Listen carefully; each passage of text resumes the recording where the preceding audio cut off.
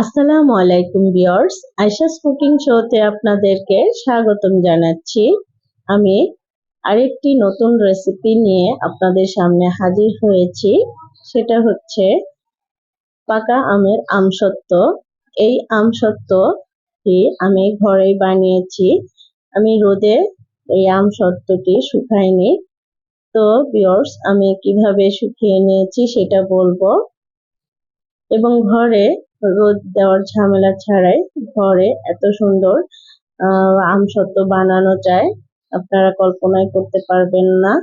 তো ভিউয়ার্স, তাহলে চলুন যাই রেসিপি শুরু করি। তো ভিউয়ার্স, আমার চ্যানেলে যারা নতুন আছেন প্লিজ সাবস্ক্রাইব করে পাশে থাকবেন। এই আমসত্ত্বটি বানানোর জন্য লাগবে হচ্ছে পাকা আম। এখানে আমি 1 বক্স পাকা আমের কাঠ নিয়েছি। আপনাদের দেখানোর সুবিধার্থে আমি আগে পাকা আম চিপে এরকম করে কাঠ বের করে নিয়েছি, দেখুন। তো আমি এই কাঠ এখন ব্লেন্ড করব।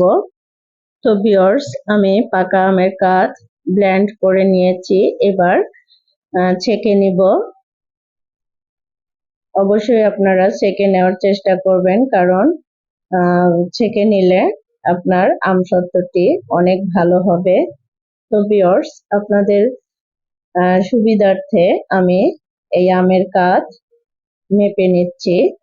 এখানে টোটাল 8.5 কাপের মতো আমের পিউরি আছে। তো আমি স্ট্রেনার দিয়ে ছেঁকে নিচ্ছি।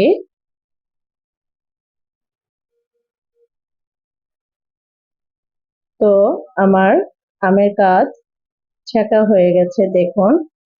শেষের যে অবশিষ্ট বের হবে সেটা ফেলে দেওয়া লাগবে।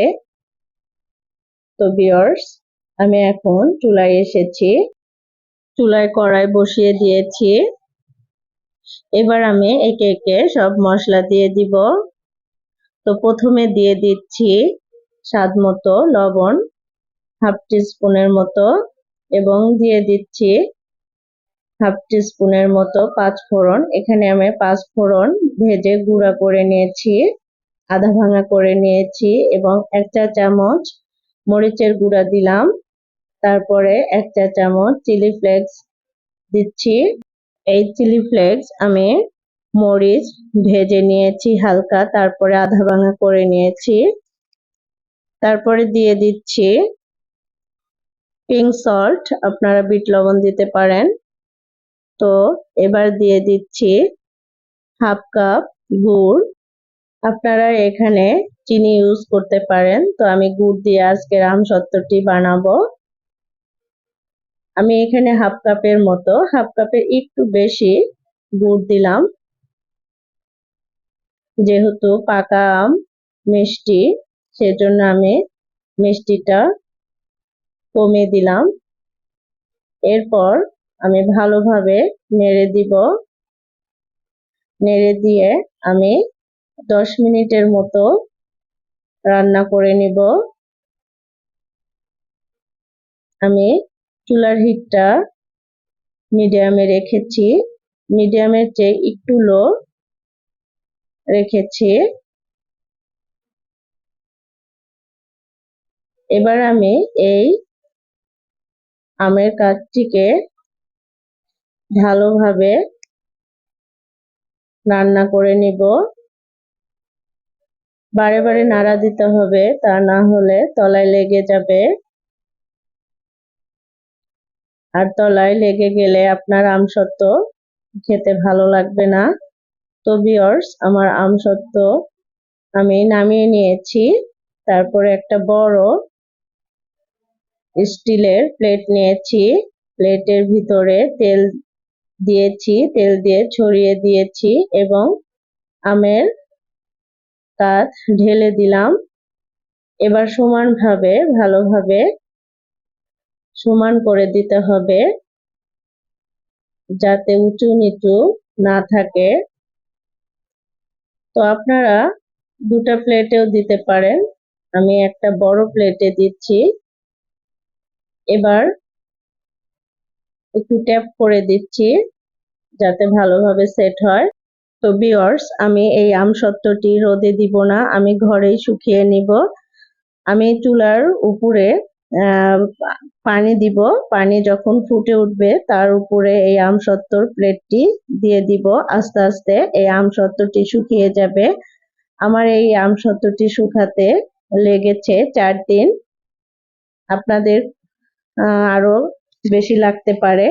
তো ভিউয়ার্স, দেখুন আমসত্ত্ব শুকিয়ে গেছে। আমি আপনাদের সামনে পরিবেশন করে দেখিয়ে দিচ্ছি। তো এই আমসত্ত্বটি আমি ছুরি দিয়ে একটু হালকা কেটে নিচ্ছি যাতে তাড়াতাড়ি উঠে যায়।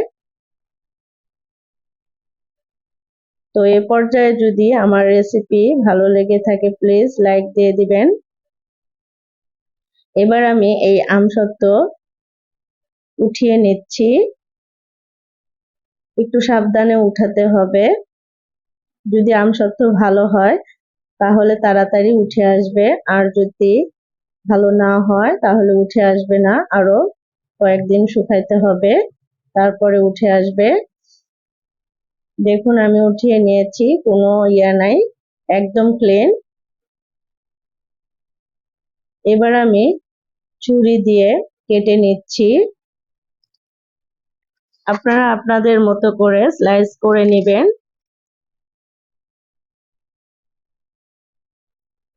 তো আমি এভাবে স্লাইস করে নিচ্ছি।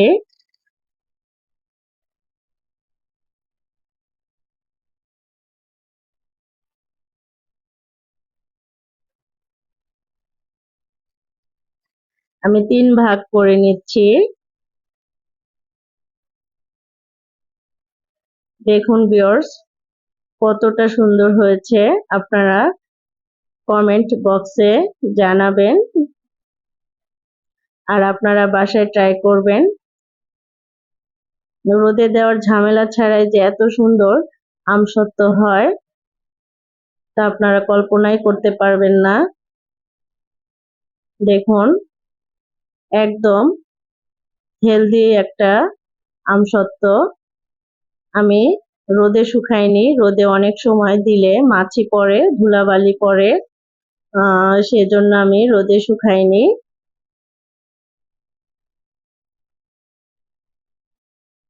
তো আপনারা চুলার উপরে দিয়ে এভাবে শুকিয়ে নেবেন। তো ভিউয়ার্স, আমার পছন্দ মতো আমি আমসত্ত্ব কেটে নিয়েছি। দেখুন আপনারা আপনাদের মতো করে কেটে নেবেন। তো আমি আর একটা প্লেটে পরিবেশন করে দেখিয়ে দিচ্ছি। আমি কিছু স্লাইস এরকম রোল করে নিয়েছি, দেখুন।